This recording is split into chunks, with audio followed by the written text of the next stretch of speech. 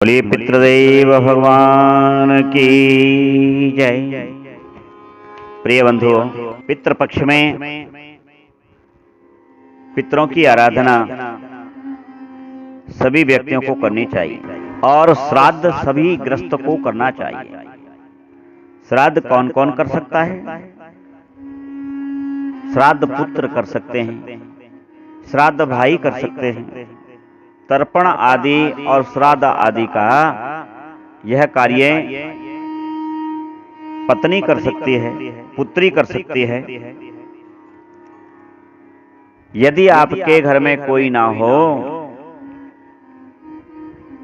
तो उस अवस्था में जो है वही कर सकता है। जहां तक कि राजा स्वयं कर सकता है प्रजा का तर्पण,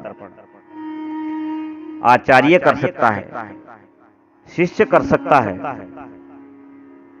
इस प्रकार से तर्पण सबको करना चाहिए और श्राद्ध भी सबको करना चाहिए। श्राद्ध कितने प्रकार के होते हैं? शास्त्र के अनुसार, पुराण के अनुसार श्राद्ध 12 प्रकार के होते हैं। आइए हम जानते हैं कि वह 12 प्रकार के श्राद्ध कौन कौन से हैं। प्रिय बंधुओं, 12 प्रकार के श्राद्ध में जो व्यक्ति 12 प्रकार की श्राद्ध करता है वह जब पृथ्वी पर जन्म लेता है तो वह चक्रवर्ती राजा के समान होता है। आइए हम जानते हैं कि वह श्राद्ध कौन कौन से हैं। नित्य श्राद्ध, नैमित्तिक श्राद्ध, काम्य श्राद्ध, वृद्धि श्राद्ध, सापिंडन श्राद्ध, पार्वण श्राद्ध, गोष्ठ श्राद्ध, शुद्धि श्राद्ध, कर्मांग श्राद्ध, दैविक श्राद्ध और औपचारिक श्राद्ध और सांवत्सरिक श्राद्ध। इस प्रकार ये 12 श्राद्ध कहलाते हैं। तिल, धान्य, जल, दूध, फल, मूल फल जो कंद आदि होते हैं, शाक, इन सब से पितरों की संतुष्टि के लिए प्रतिदिन श्राद्ध करना चाहिए। श्राद्ध का विषय कर्मकांड तो पथ है ही, इसके अतिरिक्त भी श्रद्धा भाव में प्रणीत होकर के श्रद्धा युक्त ढंग से पितरों के लिए जो दिया जाता है वह सब श्राद्ध ही है।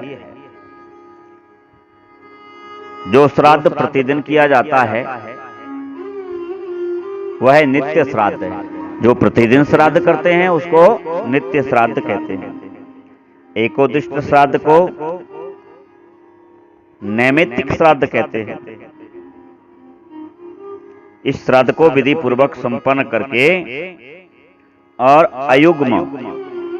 अयुग्म का अर्थ होता है विषम संख्या में ब्राह्मणों को भोजन करावे। इसको एकोदिष्ट श्राद्ध कहते हैं। ब्राह्मणों की संख्या समान नहीं होनी चाहिए। ब्राह्मणों की संख्या असमान का अर्थ है विषम संख्या हो। 1, 3, 5, 7, 9, 11, 15 इस प्रकार से होनी चाहिए। बहुत अच्छा तो ये हो कि श्राद्ध में नियम है कि किसको बुलावें किसको ना बुलावें। श्राद्ध में नियम बहुत है और मानना भी चाहिए। तो इससे सबसे उत्तम यह है कि कोई सतपात्र ब्राह्मण देखें और 3 ही ब्राह्मण उत्तम हैं। उसमें भी यदि सतपथ चालक ब्राह्मण कोई मिल जाए, विद्वान ब्राह्मण मिले, वेद का पारंगी हो और संध्या वंदन आदि करता हो, गायत्री मंत्र का जप करता हो, सदैव समान भाव रखता हो, और सभी प्रकार के संतोष उसके उर में बसते हों, ऐसे एक ब्राह्मण को भोजन श्राद्ध में करा देने से 21,000 ब्राह्मणों के भोजन का फल प्राप्त होता है। तो इस बात का ध्यान रखें कि ब्राह्मण का जब निमंत्रण करने जाएं तो ब्राह्मण कैसा हो,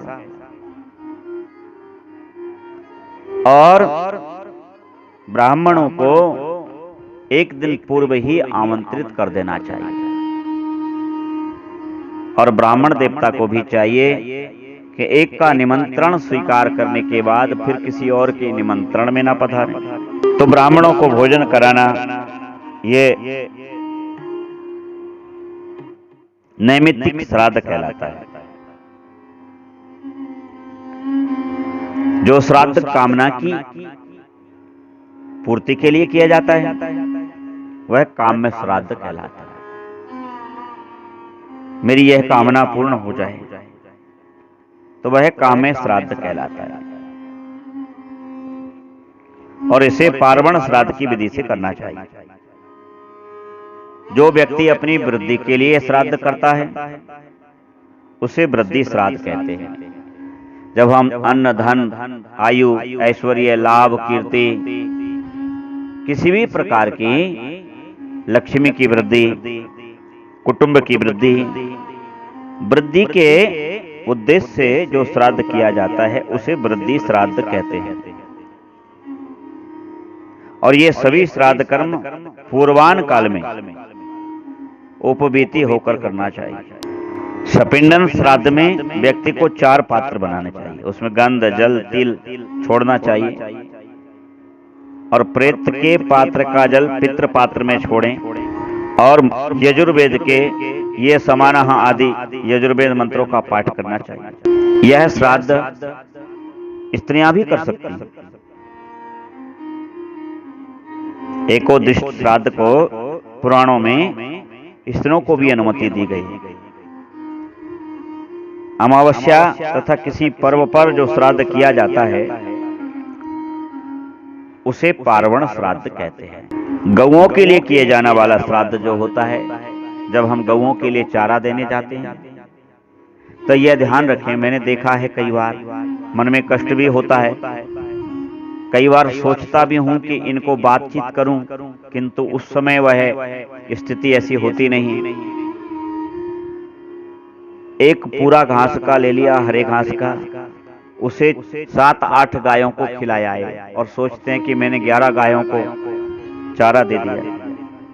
अरे भैया, कम से कम एक गाय को 5 से 6 पूरे खिलाओ।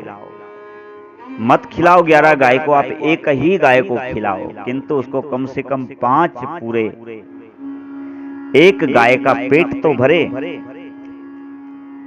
तो वह तुमको अवश्य आशीर्वाद करेगी। और उस आशीर्वाद से तुम्हारी संतान, तुम्हारा धन, तुम्हारा यौवन, तुम्हारी संपत्ति, तुम्हारी कीर्ति सब बढ़ेगा। तो गायों के निमित्त किए जाने वाला श्राद्ध गोष्ठ श्राद्ध कहलाता है। पितरों की तृप्ति के लिए, संपत्ति और सुख की प्राप्ति हेतु, विद्वानों की संतुष्टि के लिए ब्राह्मणों को भोजन जो कराया जाता है यह शुद्ध्यर्थ श्राद्ध है। गर्भाधान, सीमंतोन्नयन तथा पुंसवन संस्कारों के समय किया गया श्राद्ध कर्मांग श्राद्ध कहलाता है।